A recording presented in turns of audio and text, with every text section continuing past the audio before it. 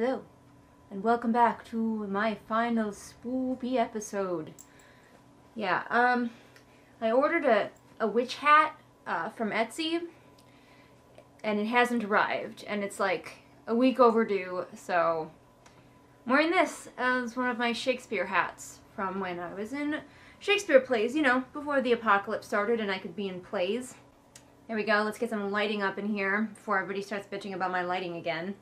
Kinju is here. So, this spooky season, I thought I would read some horror or thriller books. I was like, let's just get in the mood properly for fall with some horror and some thriller. And then I was like, I'll do like a review extravaganza for my lovely viewers when I'm done. So here I am. I read 3 horror/thriller books. 2 of them were like horror thriller combined, and the last one was just a thriller, but it was what was available now on my Overdrive app, and you guys know how I be about that. So I'm just gonna go in order and tell you whether I was pleased or disappointed by my spooky reads this fall. Consequently, they are gonna kind of go in descending order of my enjoyment, so those of you who like me to be negative and sassy, it's coming. So the first one that I read was The Sundown Motel, which I did not realize until I started reading it was written by a murderino. If you are not familiar with the podcast My Favorite Murder, that is what they call their fans. And let me tell ya, you can tell. There's a lot of hallmarks of things that you would see coming from the My Favorite Murder podcast. So if you are into that podcast, you are going to get the most out of this book, I feel like. I have got the synopsis over here on my laptop, so I'm just going to read it for you all and find out what this book is about. The secrets lurking in a rundown roadside motel ensnare a young woman just as they did her aunt 35 years before. Upstate New York, 1982. Every small town like Fell, New York has a place like this Sundown Motel. Some customers are from out of town, passing through on their way to someplace better. Some are locals, trying to hide their secrets. Viv Delaney works as the night clerk to pay for her move to New York City, but something isn't right at the Sundown, and before long she is determined to uncover all of the secrets hidden within. I actually think some of this synopsis is missing. There are actually 2 points of view in this book, and they are, as it mentions, 35 years apart, an aunt and her niece, both coming to the Sundown Motel and getting involved with the spirits that are there. Yes, this is a book with ghosts. So I was here for some spoops. But also there is a real human murderer as well, so it kind of has that best of both worlds. Spooky ghost horror and thriller. Haunted motel, which I'm there for, and also actual real life murder case to solve. One thing I noticed right away is that the ghosts in this story are just real. There's never a moment where you're questioning, oh, maybe she's imagining it. Or even the characters are even questioning that, really. Ghosts are real. Get over it is kind of with this book, and the ghosts are very present, and the ghosts do physical things in the world. So if you're sick of those books that just hem and haw and waffle forever trying to decide if a ghost is real, this one might be for you because they go straight into ghosting. However, the ghosts also felt like such an afterthought, and that was really disappointing. They're so present and so powerful as beings, but at the same time they are not very important to the story. Sure, they do a few things and kind of motivate the characters to solve the crime, but ultimately if you remove the ghosts and gave the characters some other small motivation, this book would be just fine. And that's kind of disappointing. I kept wondering why the ghosts were there. We get a romantic interest for the girl who is in a modern time, and he is so bland and sort of so random. I thought he must, like, there must be something deeper about him. There must be a secret about him that we needed to find out. I was waiting for the twist that involved the romantic interest, and there wasn't one. It was very disappointing. He just kind of was. Here he is, helpful hot guy. Everybody needs one. There was also a roommate character who is the one who's more into true crime than the, I guess, lead character. They're both leads, the one in the past and the one in the present. But the one in the present, I think, is the one we start out with, so she's kind of more the lead. She moves into town to try to find her aunt who has been missing for 35 years, and she becomes roommates with this anxiety-ridden girl who's really into true crime, and that sort of pushes our main character into getting into true crime. But then the roommate character just kind of gets shoved by the wayside and forgotten about in the end of the book. I was hoping that the two girls could, you know, solve more crimes together. Honestly, the storyline in the past was more interesting to me. The one in the present, the one in the past has a real edge of danger to it, especially because the aunt character is so very alone. And quite frankly, the past storyline has a way better climax. The climax in the present storyline felt incredibly contrived. I was almost laughing, like how silly it sort of felt and how everything just kind of fell together in a certain way so that you could have an action sequence at the end because you needed to have one to like parallel the past one. And I'm like, but this one doesn't make sense and feels really out of nowhere. The prose and the craft in this one is serviceable. The craft, the prose, they get the job done, but there is definitely nothing special about this writing. If I recall, there is a lot of filtering, though. If you're an author and you're paying attention to this kind of thing, characters were always like, she felt, he felt, they felt, and just get rid of those filter words. You can use them sometimes, of course, but every time, obviously the plot in this book, or the two plots, are more important to the author than the characters are. The characters, honestly, just okay. They range from okay to bland, and I just don't think that they were the forefront of the author's mind. They were really just more interested in this cool murder mystery plot with ghosts on the side. This is pretty good for your Halloween mood, though, if you want something spoopy to read or listen to, and you're into the idea of a haunted motel. Plus, there are lots of discussions in this about being a woman, essentially, and how dangerous it is, especially in the past, but also in the present, to just be a woman alone anywhere. How you aren't taken seriously, the victim blaming that happens. There's a lot of, like, looking at that. So if any of that feels interesting to you, consider checking out the Sundown Motel. However, while I enjoyed my time with it, it's not going to be a book that sticks with me. So, enjoyable for a quick Halloween-y read, but nothing special or groundbreaking. Okay, next we are on to The Broken Girls, which I actually think might be by the same author. I read the Sundown Motel and I was like, I'd give this author a second chance, and looky look, her other book is available on Overdrive, so I snapped it up. I think I also saw a lot of people saying in the reviews to the Sundown Motel that they liked The Broken Girls better, so I was pretty interested to check it out. Let's read the synopsis. Vermont, 1950. There's a place for the girls whom no one wants, the troublemakers, the illegitimate, the too smart for their own good. It's called Idlewild Hall. And in the small town where it's located, there are rumors that the boarding school is haunted. 4 roommates bond over their whispered fears, their budding friendship blossoming until one of them mysteriously disappears. Vermont, 2014. As much as she's tried, journalist Fiona Sheridan cannot stop revisiting the events surrounding her older sister's death. 20 years ago, her body was found lying in the overgrown field near the ruins of Idlewild Hall. And though her sister's boyfriend was tried and convicted of murder, Fiona can't shake the suspicion that something was never right about the case. When Fiona discovers that Idlewild Hall is being restored by an anonymous benefactor, she decides to write a story about it. But a shocking discovery during the renovations will link the loss of her sister to secrets that are meant to stay hidden in the past, and a voice that will not be silenced.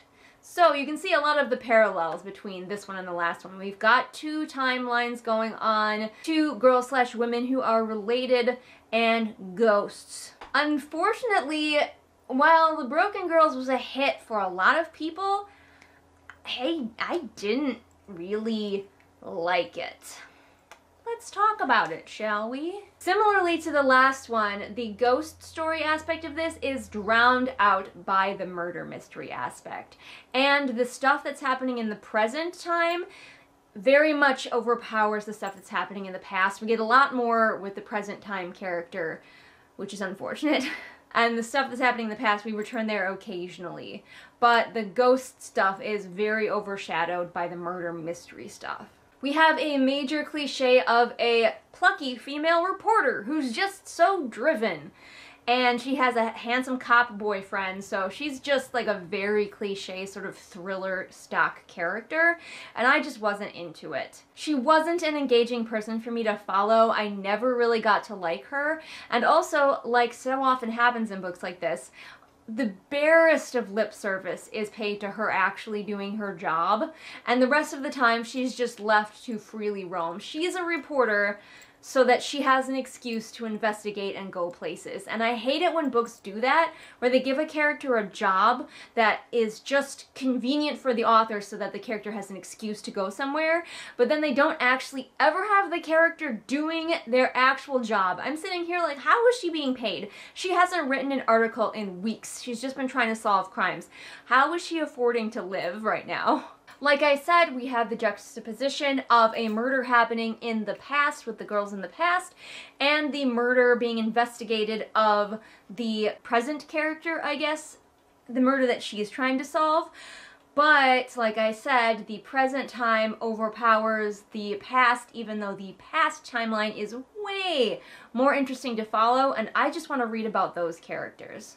The main character is again dating a total blandy boy. He is your stereotypical Boy Scout cop, and also, he is very hot. And she will not stop reminding you how fucking hot he is, and I hate him. He's a slice of white bread that has been cookie cuttered out into the shape of a gingerbread person. There are a lot more themes in this book of things that might be distressing. Obviously, there are distressing themes in the previous book as well, but in this one there are even more themes, a lot of stuff with assault, sexual assault, also concentration camps. So a lot of stuff in this book that was talking about the past, I could see the parallels that are happening literally in our world right now, and it made me uncomfortable. There is also another theme that might be kind of triggering for some people, and that is the notion that all it takes to stop a bad cop is a good cop. Sure, Jan. I think I would have liked this book better if it were shorter. It just keeps going, and going with this main character who I do not care about because she is so fucking bland. I don't know how this woman manages to make finding clues about a murder so boring. Once again, the writing style is serviceable, straightforward, and bland, not doing anything special. Can't you stop? The ending was super disappointing. I slogged through this book hoping that the ending would give me something, hoping that the ending would rise to the challenge, and I was just utterly disappointed. There was this token, like, running from a murderer kind of situation going on with ghosts and stuff, and it felt so by the numbers, like, okay, this is the part where we have to have an exciting chase scene now. And the author conveniently just makes the main character get sick, so she's weakened, so there's even more danger. But it felt so random and like it came out of nowhere that I was just like, what? Why am I reading this? I was reading it because I got to the end and I'm like, well, now I might as well finish it.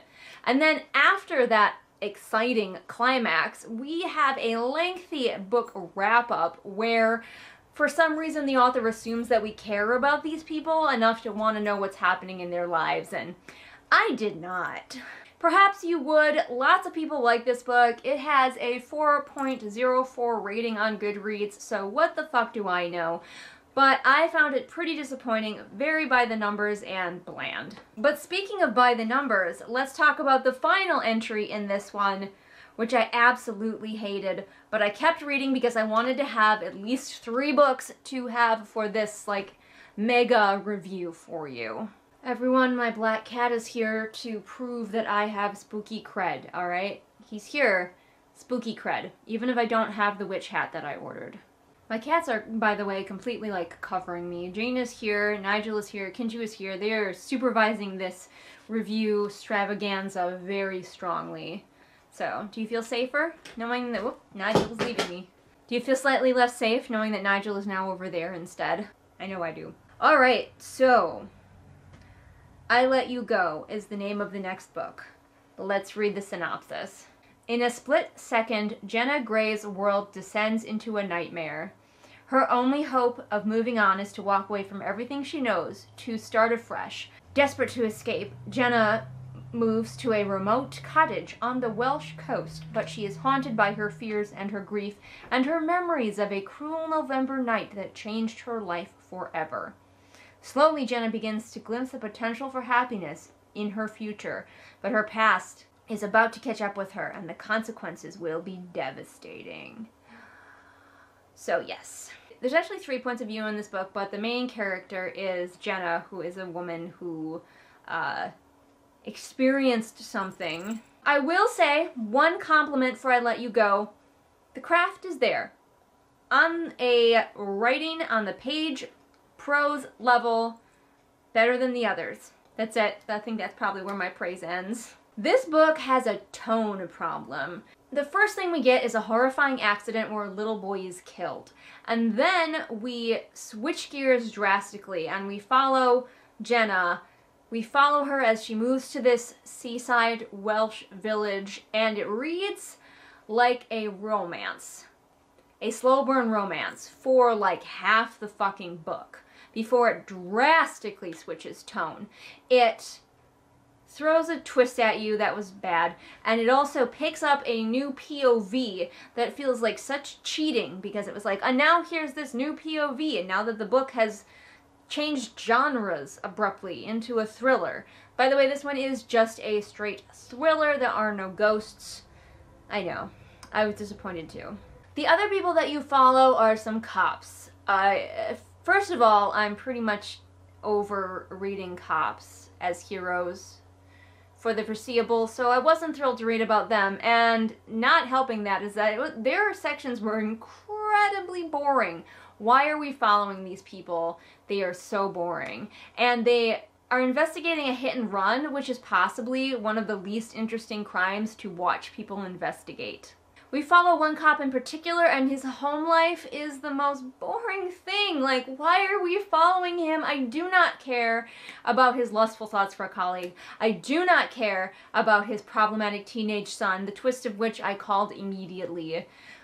Every single twist in this book I called immediately, but we'll talk about that. Like I said, about halfway through we get a brand new point of view, and that is a second person point of view from a psychopath character. So if you're into those, if you were like, yes, You is my favorite book, maybe you'll like this, but honestly it's kind of every psychopath character ever. Even the psychopath isn't interesting to watch. It just strikes me as like, am I unsettling? Are you unsettled yet? I'm so evil, be unsettled. And I was like, no. No, because you're not doing anything interesting or original. You're just evil. There's a cat in this book. And we know what happens to animals in books. So, if you're sensitive to that, I did not love it. You don't actually see the cat die, but you know how the cat died, and it's really unpleasant, like super horrible way to die, so I don't love that either. Stop killing animals to prove your situation is serious, books. I am over it. Now, according to the beats of a thriller, there needs to be a twist at about the halfway-ish point, maybe a little bit further in, and then things kind of escalate from there. And the twist in this one was, again, so bland. It's like the author of this book looked at like a list of beats that need to happen in a thriller, and then looked up common things that happen in thrillers, and then just slapped them together in a book. Because everything was so predictable. Now, I will say that I wasn't 100% positive what the twist was going to be. The first twist, the rest of them I was 1,000% positive, and really was hoping that I would be wrong. But in this one, we have the woman we've been following is not who we think she is. And oh, surprise, she's someone else. This actually is a good example of when I don't mind a character not telling me something, because I think it was actually executed kind of well. I guess 2 pieces of praise for this book. I often complain in first-person stories when a character keeps something from the reader, when that character is telling the reader, like, everything. Unreliable narrators have to be done right, and I honestly think that this one was, because even though she wasn't telling us something, I knew that something bigger was going on with her because of what I was being shown. She was having panic attacks at weird times. She was having anxiety about things that I didn't feel like she should be having anxiety about, and that made me suspicious that there was more to her than she was letting on. I feel like that is how you do an unreliable narrator. I hate the ones that give you absolutely no hints until all of a sudden the character you've been following is like, boo, surprise, I'm this. And I was like, no, you are not. I've been following you this entire time and you never gave me any hints that you were that. But in this one, we were shown, not told, that something else was going on with her, and honestly, I wasn't mad when we find out she isn't who we think she is, except for that it's a really, really common thriller trope. I was a little bit salty about that. However, this main character, who is sort of the anxious girl trope that a lot of thrillers use, woman with sort of undefined anxiety, is very popular in a lot of thrillers, and I don't love that, and this girl is that. But because of this, she operates in a state of heightened awareness, right up until the point where she doesn't anymore, and it doesn't make sense for her to stop. She is very clued in to the world around her until she needs to miss a very blatant red flag so that conveniently the climax can happen, and I was annoyed. Like I mentioned, every other twist in this book was so predictable. I kept reading, desperately hoping for some kind of surprise, and it never happened. It was just beat by beat the most average thriller I have read. Obviously, there's a trigger warning in this one as well. This one for physical and mental abuse. That's a pretty common with a psychopath character going on here. If you are looking for a thriller that's not gonna surprise you, if you're just like, I want sort of the comfort food of thrillers, I want a thriller that I don't have to think about, that's just gonna give me expected tropes, and if you like the second-person psychopath thing, then this book might be for you, but give it a miss. There are other books that do all of this better, probably. Naturally, I gave this 1 star, but apparently, what the fuck do I know? Because it has a 4.06 rating on Goodreads, so maybe a lot of people are just new to thrillers and have never seen any of these tropes before. There you go, guys. That was my 3 for the price of 1 book review for spooky and thrilling books. Honestly, it was a little disappointing. I'm sorry I don't have anything really great to recommend to you, but I do have a separate video of recommendations of spooky reads as well as some of my favorite spooky movies. So if you want ideas for what to watch and read still this Halloween season, because even after Halloween is over, that doesn't mean you have to stop being spooky. I'll tell you a secret. You can keep being spooky as long as you want. Especially in 2020. Just do whatever the fuck you want. Oh dear. Nigel, I have a paper bag in the other room and Nigel has found it, so let the party begin. Alright, you guys, I post new videos here Mondays and Fridays. All the links to my social media are in the doobly-doo for ease of your clicking. And if you want to see more content that is not posted here on the regular channel, especially more updates on what I'm doing from my writing, you can pop on over to my Patreon, where for as little as $1 a month, you get access to exclusive content not seen here on the regular channel. Don't forget that you can purchase my brand new book, The Wolf and the Hawk, which is a fantasy romance, over on Amazon. And if you don't mind reading something of mine that's a little bit older, but you're in the mood for some spoops, I have a zombie book called Phoenix that you can check out, also on sale on Amazon. But that's enough outro for me. I will see all of you next time with whatever it is I happen to be doing next time. Bye! Stop. Patron time. Patrick, Anne Sophie, Callison, Ray, Artemis, Shelby, Zaire, Jesper, Irene, Scribbling Cat, Savvy, Jenny, Amanda, Lisa, and Lennox. I can guarantee that you have never heard a better group of patrons in your entire life. I know because they're my patrons, so I'm an expert on this. Now carry on with your day, citizens. Oh, honey, let me in. I will fly, I will swim. I will die if you don't come near me. Oh, no.